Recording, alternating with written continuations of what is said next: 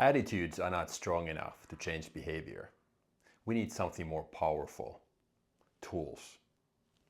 Welcome back to my channel. My name is Erkka Suvando. Some of you call me EJ. I'm still the guy on social media who wants to build a legacy for his kids and pass on all the life and business lessons to each and every one of you. Today I want to take this video more personal. Instead of talking about strategy, marketing, sales, or any of the business topics that we have covered in the past, some real talk today. How to get better personally.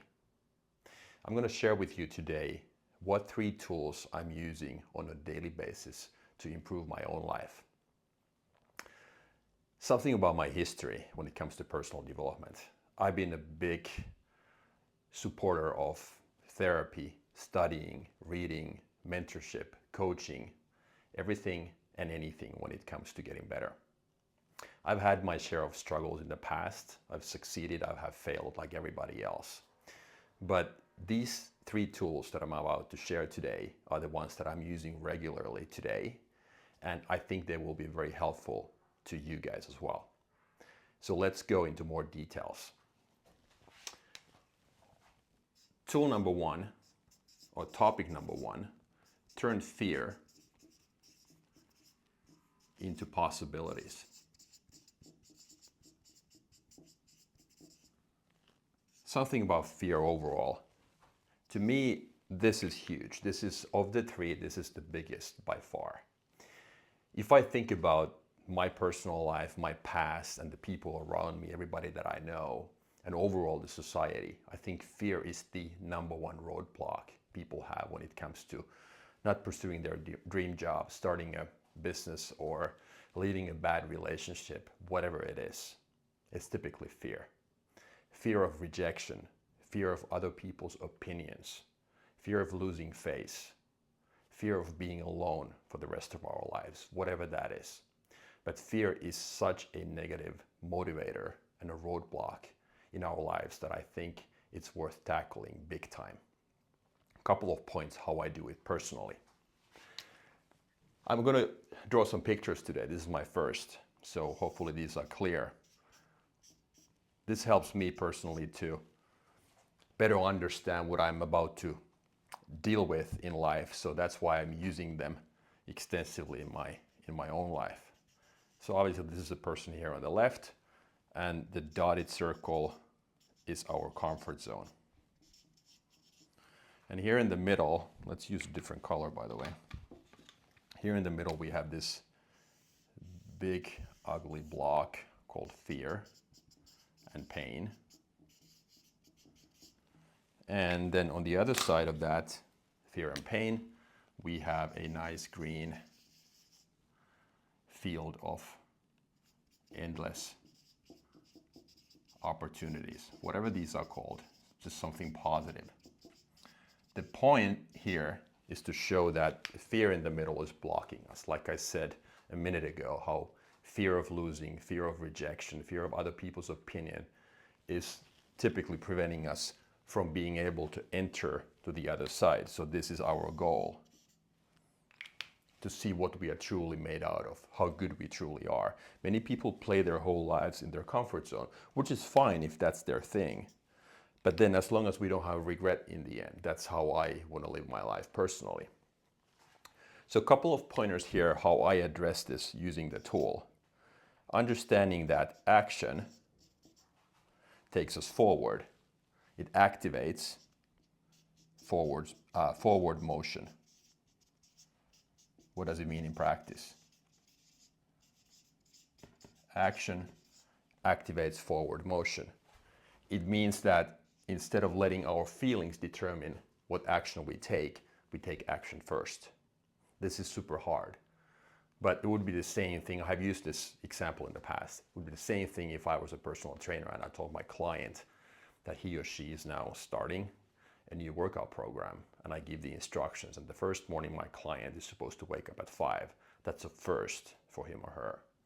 How does that person feel? Probably not very good. Waking up at 5, it's cold and dark outside, and he needs to go for a run. So if that person lets his feelings and emotions determine the action, meaning stay in bed. Our brain tells us to stay here where it's safe. Nothing gets done. But if that person takes action, goes for a run, how's he gonna feel afterwards? Like $1 million, right? So action first, feelings come later. That's what it means. So number 2, instead of avoiding it, meaning pain and fear, we face it. Yes. It's not torturing us, but it's understanding that pain never goes away. Fears never go away. Today it's going to be different than tomorrow. So accepting the fact that that's always going to be here, this big block of fear and pain, whatever we call it, here in the middle, is never going to go away. So instead of avoiding it, let's just exit the comfort zone and go through. That's what it means. And then point number 3 is to practice it. Like anything else we are bad at. If I want to get better at basketball or golf or delivering public speeches, how do I do it? I practice. There's no other way. I have to face the fear. I practice what I'm bad at. Personal story, my 2 biggest development areas have been not being able to let go. This relates to personal relationships. And the way I practice that is that I've had a divorce and a breakup and all kinds of experiences on a personal side. And I realized that letting go has been hard. Even if the relationship didn't work, still holding on to it for too long sometimes has been kind of my way of working. I've been able to ultimately then make the decision and maybe walk away, if that's the right term. But in my opinion, it was my clear weakness. So now I've been trying to practice that by dealing with people, socializing, meeting new people, and learning that process of letting go, walking away, and all of that. So facing the fear and trying to get better at it. And the other thing is outside criticism. I felt before starting this social media hobby or career of mine almost 4 months ago, I felt that I was too vulnerable, prone to outside criticism. And I felt that I had to address that the same way. Instead of hiding, I decided to stand in front of a camera and start delivering these messages. And obviously there was another agenda as well, but this was one of my personal development areas that I wanted to focus on. So practicing it, there's no other way. So hopefully with the illustration, point number 1, turning fear into possibilities is more clear. That's how I personally see it. Let's move on. Topic number 2 is gratefulness. If I had to illustrate this, I would draw a picture like this. There's probably multiple ways how we can do it. This is the dark black cloud here. Kind of similar to the one on the previous page. And then when we see through that, the sun is on the other side. Right? So to me, gratefulness, practicing optimism. And how do I do it? Instead of looking at the black cloud, is the glass half full or half empty? In the past, I've personally been, I would say, overly realistic. I've never been pessimistic, neither optimistic probably, but somewhere in the middle, very, very realistic. And now I'm definitely leaning towards optimism because of these tools and personal practices I've been doing for so many months, and I would say years already. But regarding this, so what do I do as far as gratefulness? I've talked about this in the past, is that I've started journaling. This to me is the number 1. I journal. I do it daily. And the rule is that there's 5 items and they have to be different every day. Instead of listing how I'm grateful that my kids are healthy, I can only use that once. Well, maybe I can do it once a month. But the point is that I have to come up with something else. So I need to really put my brain into work and think about, dig deep. And sometimes, some days it could be as trivial as having warm tap water. I have food in the fridge. I can still buy groceries tomorrow, whatever it is. But when we start listing these things, and they might sound very, very minor and trivial, but believe me, when you do it day after day, month after month, it makes a big difference. Moving on. Last but not least, of the three here, 1 and 3 are my big ones. 1 is the biggest, turning fear into possibility, and number 3 is another big one, and also my favorite. It's called Future Me. What does that mean? I wish I.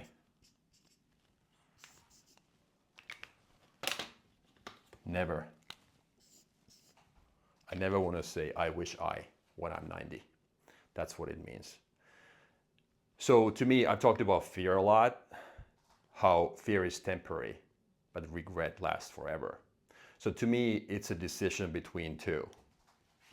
So which one do I prefer? Do I prefer the short-term pain,